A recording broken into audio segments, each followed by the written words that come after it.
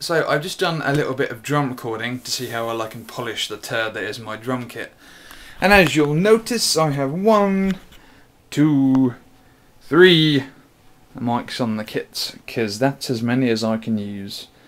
It's not ideal, but it means I don't have to spend a lot of money buying loads more kits, and it sounds pretty good. You have to be a little bit patient with the mic placement, but it works well for me, so there you go. Slightly interesting fact about this here drum kit: it was owned by a Nirvana cover band, so someone who looks vaguely like Kurt Cobain has jumped into it and kicked it over and stuff.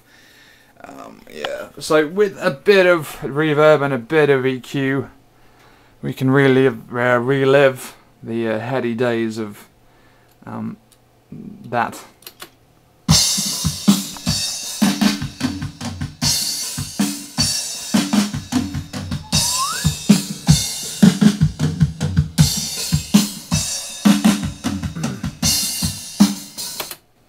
So that'll do for me. I'm going to do some proper drum tracking very shortly, but in the meantime I'm going to relax with a bit of light reading.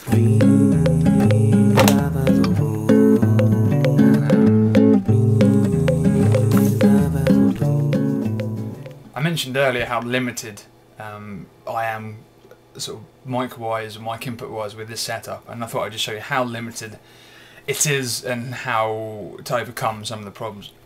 Okay, so I've essentially mic'd the kick drum. Something's just fallen over. I've mic'd the kick drum and put the cable right back into the back of my the microphone input on my computer, which sounds appalling from a sort of audiophile perspective, but actually worked fine for me. And recorded that straight into Audacity as I'm playing through the tracks. And the other two mics, the mic I had on the snare and on the overhead, went into this ancient and ailing Boss 8-track studio thing, which only has 2 inputs. So yeah, as I was playing the drums, the computer was recording the kick, and this desk was recording the overhead and the snare, which go in the 2 inputs. Then I finish up playing and save the kick as its own WAV file for my desktop. Then come down to here and pan the 2 tracks I use, 1 and 2, hard left and hard right, and run it to the computer through the phono line output. by panning them hard left and hard right essentially gives 1 stereo channel per microphone. So I've just recorded this straight into Audacity again as a line input. So I've got one mic here and the other mic here. So I'm going to go to audio track and split. I'm sure that's not readable. Split the stereo track and convert them to mono. So now I have both mics on their own track in a very quick way. One other thing, because of the mic placement I've had to use to get a half decent sound out of the kit, occasionally you run across phasing issues where the mic's essentially facing a little bit. So what you want to do, and even lowly Audacity has this feature, select one of the tracks and invert it. I won't go into the physics of it, I don't really know myself, but it turns a thinner sound into a slightly thicker sound if you're having phasing problems.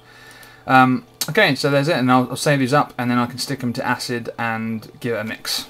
Alright, so we're back at the computer screen looking at Acid, and I've loaded all 3 mics into Acid and I've queued them up. It can be a little tedious, but if you zoom in fast enough, or far enough rather, you can see the individual kind of drumstick clicks at the start, and it's fairly easy from there onwards. Okay, so I've what have I done? I've done a bit of EQ shaping to the kick drum, just taken out some of the crappy sort of lower mids which makes it sound like a box, and boosted the lower lows. The snare, bit of highs, bit of lower mids to add a bit of fullness, and some sort of subtle-ish small reverb, and I think the same on the overheads, yeah.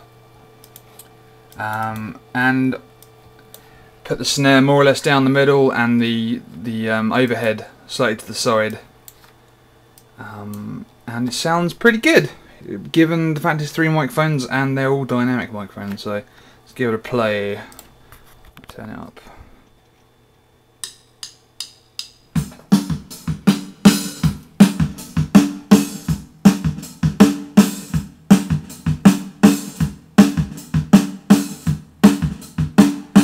fairly dull to listen to that one drum pattern over and over again, but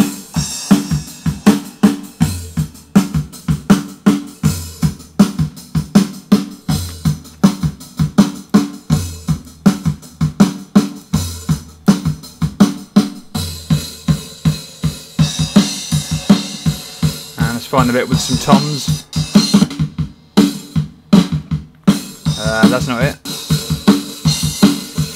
think it's ending it. Nice and loud.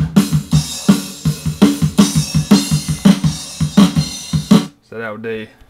So yeah, recording drums with just a few mics can be a massive pain in the arse, but if you take your time and realise the kind of volumes you want everything, you know, you want the snare, probably one of the loudest things there, toms a similar volume, cymbals enough to cut through, cut over, and hi-hats not too loud.